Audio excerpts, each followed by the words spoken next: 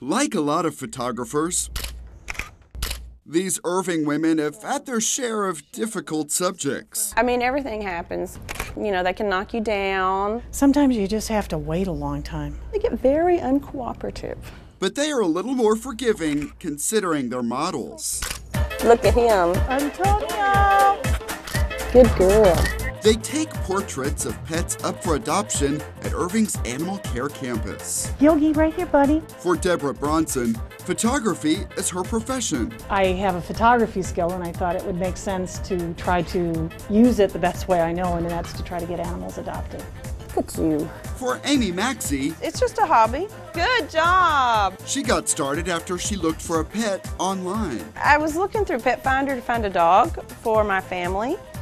And I said, wow, these are some bad photos. Nobody wants to see the bars and the shelter environment. Nobody wants to see that in a photograph.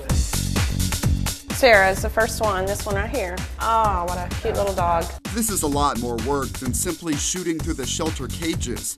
To start, the dogs usually have some pent-up energy. They've been in their kennel and they want to get out, they want to run. Just to be able to get out and run around is pretty exciting stuff, so we usually ask them to exercise them. How are we going to dress you up today, lady? Once back inside, it's time for a makeover to get camera ready. If we could, we'd get the cowboy hat on him, but I don't think the cowboy hat will stay. We laugh when we're in here dressing them up and putting bandanas and bows and flowers, and it's a lot of fun. He'll look good in a bow tie. Brownie. Next is the toughest part, getting the pet to strike a pose. Yes, oh, I know, it's so scary. I think the shelter animals are uncomfortable with the lights, the strobes. Sit, can you sit, Sam? They're uncomfortable with all the direction and sort of the intensity of someone trying to get them to sit or stand. It can get really hard to take a photo of them. A team of volunteers helps. Somebody will hold the leash so they kind of stay in place for the picture. I'll help try and get their attention so they look at the camera. And then we just try to kind of make it go as quickly as possible since there's usually a lot to do. Can I have a treat? Let's try a treat. It's not easy to get their attention.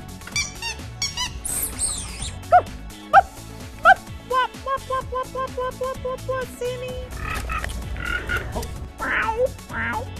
Huey. We have treats, squeaks, and cat toys. The essentials of taking a dog photo, I think. This is actually a cat toy, but the dogs respond to it really well for some reason. No matter how many tricks they try, sometimes it just takes patience and time. That's the problem. You just need a big hug. I'll give you a belly rub as long as you take a picture, okay? Then you gotta take a really good picture for me. Okay? Some seem to love the camera. Wow, you're not going to be that easy, are you? Others can't get past the fear. Poor thing. Of course, they cannot understand what is at stake. These photos could be what gets them into a loving home. If they only knew how important it was. Oh, God, another scared one. Amy Maxey takes some of her photos outside, where dogs have to overcome the distraction of other dogs nearby. They can be really afraid. So we kind of just sit back with the zoom lens and kind of allow them to get comfortable. You need a rub? Is that what you need? It takes a lot of patience. And sometimes we just don't get the photo. I mean, it just happens. But most of the time, they do get the photo after hanging in there for that perfect moment when an animal engages with the camera. There it is, I got it. That was the one. You are gorgeous. Take a look at some of the finished portraits. Leashes are edited out to make the pets look more as they may in your own home. In these portraits, you want to see a loving companion. You want to see your best friend. You want to see your child's pet. The pictures are posted online for the world to see. I think it's having a great impact. We have about 5,000, 6,000 hits a day on our website, so it really makes a difference. And when they get that first impression, that picture of that adorable dog, they're calling and they're saying, I want that dog. Sandra Nelson was eager to get her new dog home. She found Shaggy online. 3 different poses, like a postcard. So that just made you come right in? Oh yeah, we drove all the way from Rockwall. When people come to adopt, people are wondering who we have hired to take our pictures. And when we tell them it's one of our volunteers, they are totally and completely amazed. And if you take a really close look at some of Deborah Bronson's photos, you will see an almost subliminal image created by the reflection of this light. If you get a good close-up on them, you can actually see the heart shape.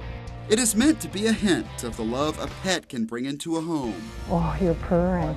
Something that volunteers already get to experience. It's really nice just to see their smiling faces. So they don't mind the challenges, models storming off the set, What? lounging on the job, Oh, yeah, that feels good just to relax. or giving a backwards pose. We get a lot of business end of the door. They know it is all part of the process that is ultimately helping them meet their goal. Every one of these pets needs a good home. We all love coming up here and doing what we do.